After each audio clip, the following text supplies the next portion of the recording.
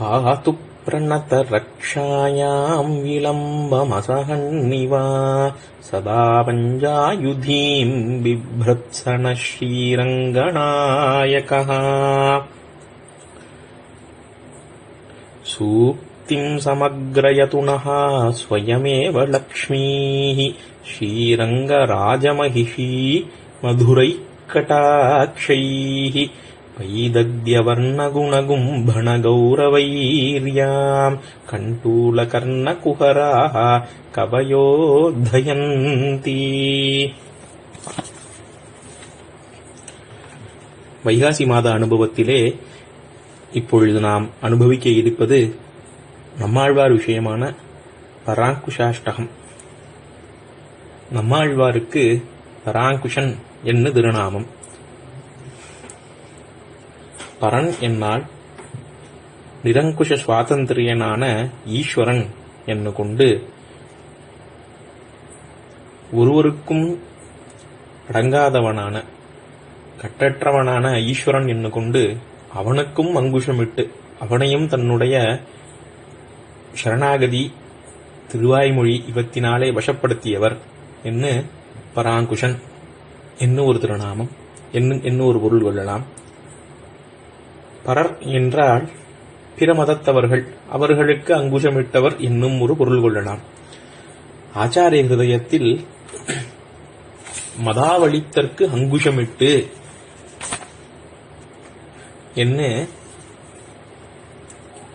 இதை பேசியுள்ளார் நாயனார். அங்கு ஸ்ரீமத் வரவர முனிகள் இதற்கு வியாக்கியானம் அருளி செய்துள்ளார். ஒரு ஸ்லோகமும் உதாகரித்துள்ளார். வித்யாமதோ தனமதஸ்துதியோ பிஜனோ மதஏதே மதாவலிப்தானாம். முக்குறும்பு வித்யினால் உண்டான மதம், தனத்தினால் உண்டான மதம், மூன்றாவதான குலத்தினால் நல்ல குலப்பிறப்பினாலே வருவதாகிய மதம். இவற்றினாலே கர்வமுடையவர்களுக்கு கர்விஷ்டவர்களுக்கு மதத்தை உண்டாக்குகின்றன என்று கொண்டு அந்த மதத்தை நீக்கக்கூடியவர் சுவாமி நம்மாழ்வார் என்பதினாலே அவருக்கு பராங்குஷர் என்று திருநாமம். அதை எப்படி அவர் நீக்குகிறார் என்னார் திருவாய்மொழி சந்தைகளை காட்டியுள்ளார். ஓதி உணர்ந்தவர் முன்னா என் சபிப்பார் மனுஷரே என்பது முதலானவற்றினாலே வித்தையினால் வரக்கூடிய மதத்தை இல்லாமல் செய்கிறார். பெருஞ்செல்வம் நெருப்பாக என்பது முதலான திருவாய்மொழி அருளிச் செயல்களினாலே தனத்தால் உண்டான மதங்களை நிரசிக்கிறார். வளந்தாங்கு சக்கரத்தன்னல் மணிவண்ணர் காலென்ன உள்கலந்தார் என்பது முதலான பாசுரங்களினாலே மூன்றாவதாக வரக்கூடிய குலமதம் இவற்றையும் ஒழிக்கிறார். இது தன்னை பிள்ளைலோகம் ஜீயர் பூதம் சரஸ்ய மகதாஹ்வய பட்டநாத என்னும் பத்தியத்திலே பராங்குஷன் என்பதற்கு அர்த்தமாக இது தன்னையே வியாக்கியானம் அருளி செய்துள்ளார். இப்படிப்பட்ட ஆழ்வார் விஷயமாக வரக்கூடிய 8 ஸ்லோகங்கள் அவற்றின் தொகுப்பே இந்த பராங்குஷாஷ்டகமாகும். திருவாராதனம் நித்தியப்படி திருமாளிகளிலே செய்யும் பொழுது சாற்று முறையிலே இது அனுசந்திக்கப்பட்டு வருகிறது. தெற்கே திவ்யதேசங்களிலும் இதற்கு அனுசந்தானம் உண்டு. இவற்றுள் முதல் 2 ஸ்லோகங்கள் தைவர்த்திய விருத்தஜன மூர்த்த விபூஷணம் பக்தி பிரபா போதத்புத பாவபந்த என்பது 2 ஸ்லோகங்கள் ஆழ்வானுடைய ஸ்ரீ வைகுண்ட ஸ்தவத்திலே உள்ளவை. அடுத்ததாக உள்ளது ருஷிம் ஜுஷாமகே என்கிற ஸ்லோகமானது பட்டருடைய ஸ்ரீரங்கராஜ ஸ்தவத்திலே உள்ளது. யத்கோஷகஷ்டம் பத்யுஸ்ரீய பிரசாதேன ஷட்டகோப முனிம் வந்தே வகுலாபரணம் வந்தே. இவை 4 முக்தக ஸ்லோகங்களாக பூர்வராலே அருளப்பட்டது. நமஜ்ஜனஸ்ய என்னும் கடைசி ஸ்லோகம் நட்சத்திர மாளிகையிலிருந்து எடுக்கப்பட்டுள்ளது. இந்த 8 ஸ்லோகங்கள் பராங்குஷாஷ்டகம். இவற்றை காலத்துக்கு அனுகுணமாக இப்பொழுது அனுபவிக்கலாம். முதல் ஸ்லோகம் த்ரைவித்ய விருத்தஜனமூர்த்த விபூஷணம் யத் சம்பச்ச சாத்விக ஜனஸ்ய யதேவ நித்யம் யத்வா சரண்யம் அசரண்ய ஜனஸ்ய புண்ணியம் தத்சம்சயேம வகுலா பரணாக்ரியுக்மம். யத்ரைவிருத்திய விருத்தஜனமூர்த்த விபூஷணம். யாதொரு நம்மாழ்வாரினுடைய திருவடி இணையானது திரைவிருத்திய விருத்தஜன முகூர்த்த விபூஷணம் பரம வைதிகர்களுடைய திருமுடிக்கு அலங்காரமாயிருக்கின்றதோ. விருத்தா என்ற சப்தம் வயதானவர்களை குறிப்பிட்டாலும் திரைவிருத்திய விருத்தகா என்பது இங்கு வேதார்த்தம் கைபுகுந்தவர்களை, திரைவித்யை என்பது வேதம், அதனுடைய கரை கண்டவர்களை. இதே போன்று விருத்தகா என்ற சப்தத்தை வேதாந்த வாசிரியர் தாமும் உபயோகப்படுத்தியுள்ளார். அதாவது சுவாமி எம்பெருமானார் ஸ்ரீபாஷ்யத்திலே ஆனந்தமயாதிகரணத்திலே சத்தியம் ஞானம் அனந்தம் பிரம்மா என்று பிரசங்கம் வர அதற்கு வியாக்கியானம் அருளி செய்யும் இடத்தே பூர்வமீமாம்சையில் உள்ள நியாயத்தை கொண்டு அருளி செய்கிறார். அதைக்கு அருணையா பிங்காட்சா ஏகன்யா சோமம் கிரீணாதி என்று வேதவாக்கியம். அதற்கு சாமானாதிகரண்யமாக பொருள் கொள்ள வேண்டும். அதை கொண்டு அந்த நியாயத்தை கொண்டு இங்கு சத்தியம் ஞானம் அனந்தம் பிரம்மா என்பதற்கும் பொருள் உரைக்கிறார். இது தன்னை வேதாந்த வாசிரியர் இது அருணாத் யுத்திவன் நியாய விருத்தாகா என்று அருளி செய்தார். அதாவது நியாய விருத்தாகா என்பது நியாயங்களிலே கரை கண்டவர்கள் என்பது. அதே போன்று திரைவிருத்திய விருத்தஜனாகா என்பது இங்கு வேதார்த்தத்திலே கரை கண்டவர்களை குறிக்கும். அவர்கள் யார் என்னால் மதுரகவி, ஸ்ரீமன் நாதமுனிகள், ஆழவந்தார், ராமானுசர் போன்றவர்களை. ராமானுசர் வேதாந்தத்திலே கரை கண்டவர் என்பது சொல்லார் தமிழரும் உண்ணும் சுருதிகள் நான்கும் எல்லையில்லா அறநெறி யாவும் தெரிந்தவன் முதலானவற்றிலாக அறியக்கூடியது. எதேவ நித்தியம் சாத்விக ஜனசிய சம்பச்ச, யாதொரு நம்மாழ்வாரினுடைய திருவடியினையே சர்வகாலமும் சாத்வியர்களுக்கு சகல ஐஸ்வர்யங்களாகவும் இருக்கிறதோ. அதாவது சாத்வியர்கள் இருக்கும் படி எப்படி என்றால், சனத்தாலும் ஏதும் குறைவிலேன் எந்த ஷடகோபன் பாதங்கள் யாமுடைய பத்து என்னும். இங்கே நித்தியம் என்றொரு பதத்தை உபயோகப்படுத்தியுள்ளார். இந்த நித்தியம் என்பது எதை குறிக்கிறது என்றால், இங்கு லீலா விபூதியில் இருக்கும் காலத்திலும் சரி, அங்கு பரமபதம் செல்லும் இடத்திலும் சரி, இரண்டு இடத்திலும் நம்மாழ்வாருடைய திருவடியினைகளே சர்வகாலமும் சாத்தியர்களுக்கு சகல ஐஸ்வர்யமாக இருக்கிறது. சேலை கண்ணீரும் பெருஞ்செல்லமும் நன்மக்களும் மேலாத்தாய் தந்தையரும் அவரே இனி யாவாரே என்ன நம்மாழ்வார் எப்படி எம்பெருமான் இடத்தில் இருந்தாரோ அதே போன்று சாத்தியர்கள் நம்மாழ்வார் திறத்திலே இருக்கின்றனர். ஒருவரும் செல்லமும் தந்தையும் தாயும் என்ன இருக்கின்றனர் என்பதை காட்டி அருளினார். இந்த முதல் வரியானது மாதா பிதா யுவதயா என்கினும் ஸ்தோத்திரரத்ன சாயையிலே அமைந்துள்ளது. யத்வா சரண்யம் யத்வா அசரண்ய ஜனஸ்ய சரண்யம், அசரண்ய ஜனஸ்ய அதாவது வேறொரு புகழ் இல்லாதவர்கள், புகழொன்னில்லா அடியேன் என்று நம்மாழ்வார் குறிக்கொண்டது போலே எம்பெருமானாலும் திருத்த ஒண்ணாது என்ன கைவிட்டவர்களாக இருக்கிறவர்கள். அவர்களுக்கு சரண்யர் யார் என்றால் ஆழ்வார். தற்குண்யம் வகுலாபரணாங்கிரி யுக்மம் சம்சயேம. இங்கு வகுலாபரணன் என்ன நம்மாழ்வாருக்கு விசேஷம் அருளி செய்கிறார். நாட்கமல் மகிழ்மாலை மார்பிரன் என்ன ஆழ்வார் தாமே தம்மை பற்றி அருளி செய்தது சேர அவருடைய திருவடியினையை ஆசைக்க கடவோம் என்கிறார். அடுத்த ஸ்லோகம். பக்தி பிரபாவ பவதத்புத பாவபந்த சந்துக்ஷித பிரணயசார ரசௌக பூர்ணஹ வேதார்த்த ரத்ன நிதில் அச்சுத திவ்யதாம ஜியாத் பராங்குஷபயோதிரசீம பூமா. இந்த ஸ்லோகத்தாலே ஆழ்வாரை ஒரு கடலாக உருவகப்படுத்துகிறார். பக்தாமிருதம் என்னும் திருவாய்மொழி தனியனிலே திராவிட வேத சாகரம் என்னும் திருவாய்மொழியை கடலாக உருவகப்படுத்தினார்கள் பூர்வர்கள். இந்த ஸ்லோகத்திலே ஆழ்வாரையே கடலாக உருவகப்படுத்துகிறார். முதலில் பக்தி பிரபாவ பவதத்புத பாவபந்த சந்துக்ஷித பிரணயசார் ரசௌக பூர்ணஹா என்பதினாலே ஆழ்ந்த பக்தியினால் உண்டான ஆச்சரியமான ரச விசேஷங்கள், அவற்றினாலே வளர்க்கப்பட்ட சாரமான பிரணயமாகிற நீர் வெள்ளத்தினால் நிறைந்ததாகவும். இங்கு பக்தி பிரபாவ ஆழ்வாருடைய பக்தியானது ஒப்பே சொல்ல முடியாது. இது தன்னை ஆழ்வாருடைய பக்தியினை சாத்திய பக்தியா சாதன பக்தியா என்று கேட்டுக்கொண்டு இது உபயம் மன்னிக்கே அரியா காலத்தே ஒக்க பிறந்து என்ன ஆச்சாரிய ஹிருதயத்தில் பறக்க நிரூபணம் செய்யப்பட்டுள்ளது. அதே ஆச்சாரிய ஹிருதயத்தில் பட்டியழப்பண்ண காதலுக்கு பத்திமை நூல் வரம்பில்லையே என்று இவருடைய பக்தியினுடைய பிரபாவமானது ஆச்சரியமாக பேசப்பட்டுள்ளது.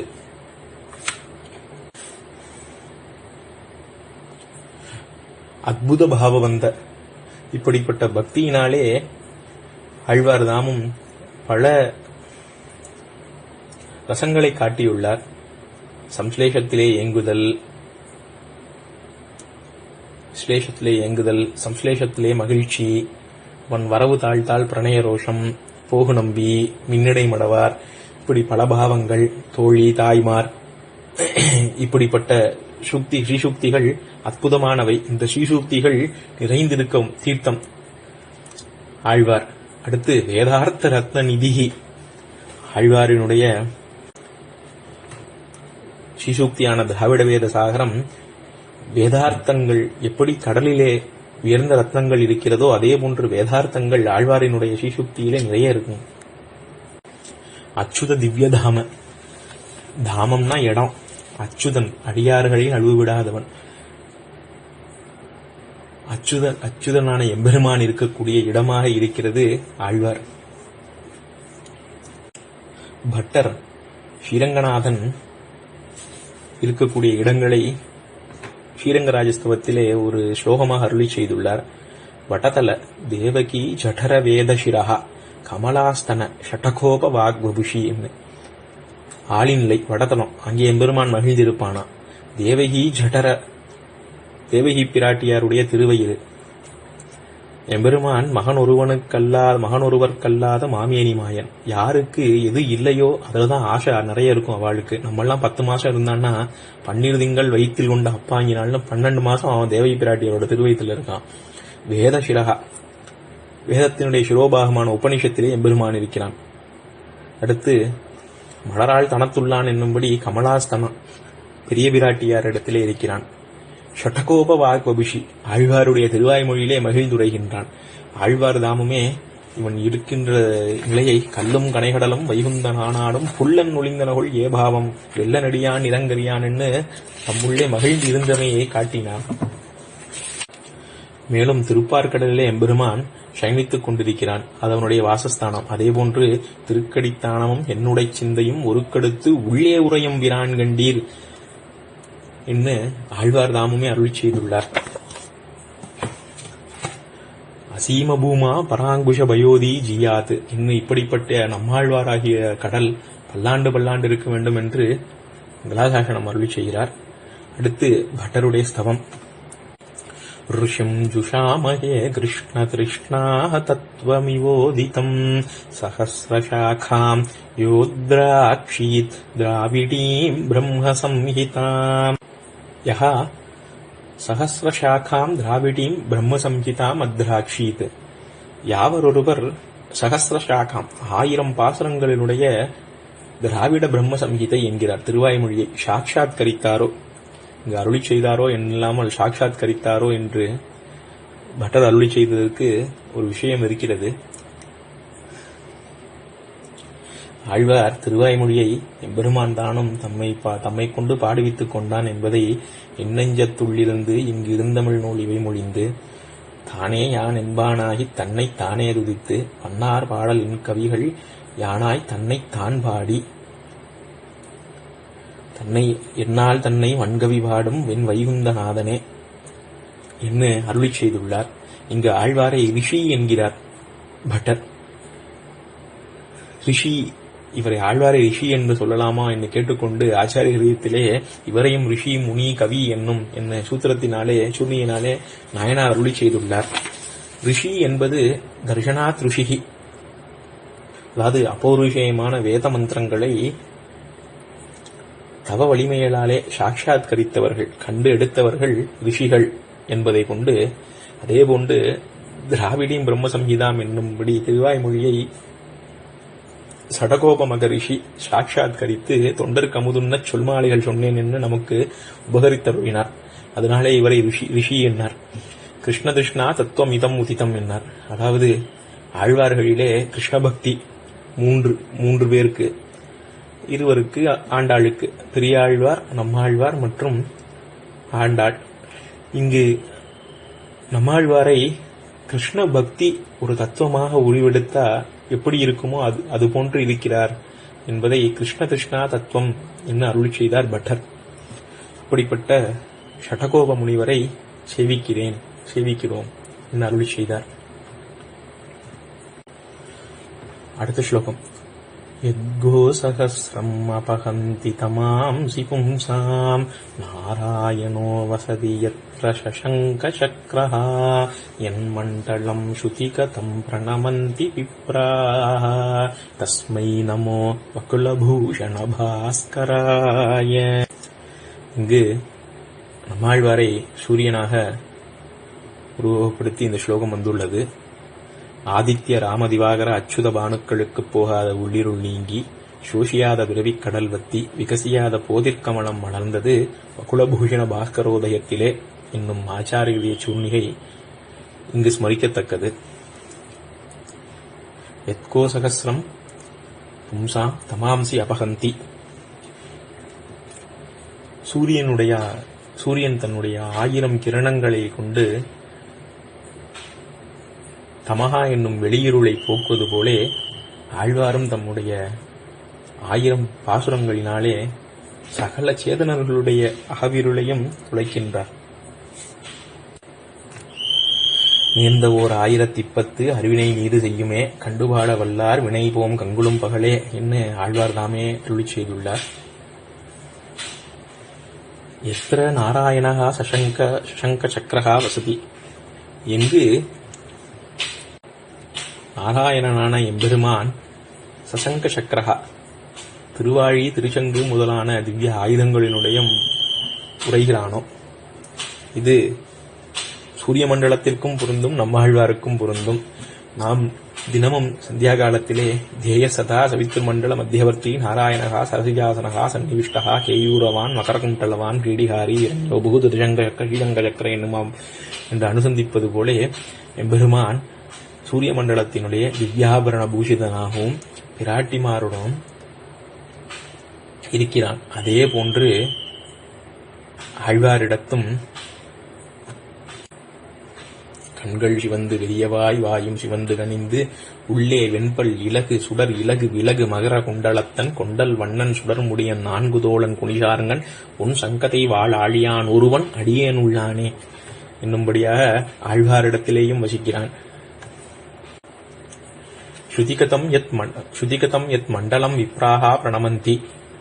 அதாவது வேதத்திலே சொல்லப்பட்ட சூரிய மண்டலத்தை விப்ராஹா அந்தணர்கள் வணங்குவது போலே யாவருடைய ஆழ்வாரினுடைய ஸ்தலம் குருகூர் சடகோபன் குருகூர் திருக்குருகூர் என்னும் ஸ்தலம் செவிப்பட்டவுடனே வணங்குகின்றார்களோ தஸ்மை வகுலபூஷண பாஸ்கராய நமஹ. அப்படிப்பட்ட வகுலாபரணான ஆழ்வாரை வணங்குகிறோம் என்று அருளி செய்தாராயிற்று. அடுத்த ஸ்லோகம். பத்யுஸ்ரீய பிரசாதேன பிராப்த சார்வஜ்ஞ சம்பதம் பிரபன்னஜன கூட்டஸ்தம் பிரபத்யே ஸ்ரீபராங்குஷம். ஸ்ரீயப்பத்யு பிரசாதேன பிராப்த சார்வஜ்ஞ சம்பதம். திருமாலால் அருளப்பட்ட சடகோபன் என்னும்படி எம்பெருமானாலே மயர்வர மதிநலம் அருளப்பெற்றதனாலே பிரசாதேன அந்த பிரசாதத்தினாலே பிராப்த சார்வஜ்ஞ சம்பதம் சர்வஜத்துவமாகிற சம்பத்தை பெற்றவர். திருப்புயாழ்வார்ல இருந்துட்டே சூட்டு நன்மாளிகள் தூயன வேந்தின்னு மேல நடக்கிற விஷயங்கள் எல்லாம் அருள் செய்கிறார். அப்படியாப்பட்ட சர்வஜத்துவத்தை உடையவர். பிரபன்னஜன கூட்டஸ்தம். பிறருக்கு கோத்திர சரண சூத்திர கூட்டஸ்தர் என்னும் ஆச்சாரிய சூர்ணிகை இங்கு அனுசந்திக்கத்தக்கது.